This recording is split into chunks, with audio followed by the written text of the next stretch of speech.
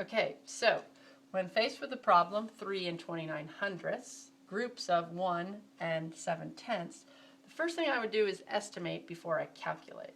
So I'm going to round my first factor to 3 because 3 and 29 hundredths is closer to 3 than to 4.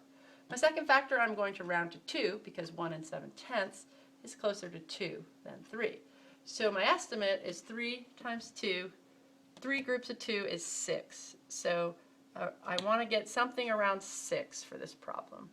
So the first thing I need to do when multiplying decimals is get rid of the decimals, or like we heard in the other video, ignore the decimals. But the mathematical way to do that is to multiply each of the factors by the power of 10 that moves the decimal point over to the right of the ones position.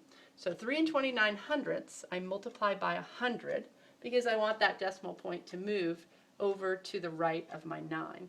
And 1 and 7/10 I'm going to multiply by 10.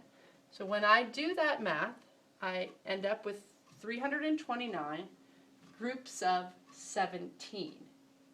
Okay, so that's how I ignore the decimal or move it to the right so that I can do the math I'm asked to do at the current moment.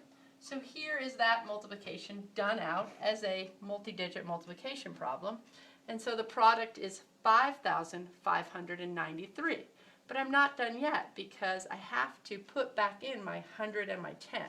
So the inverse operation of multiplying by 100 and multiplying by 10 is dividing by 100, which I'm doing here, to put back in my multiply by 100, which gives me a value of 55 and 93 hundredths.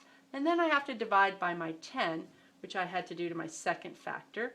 And then that gives me a value of 5 and 593 thousandths, which then I check for reasonableness with my estimate of 6, and that is pretty close. So I'm feeling good about my math.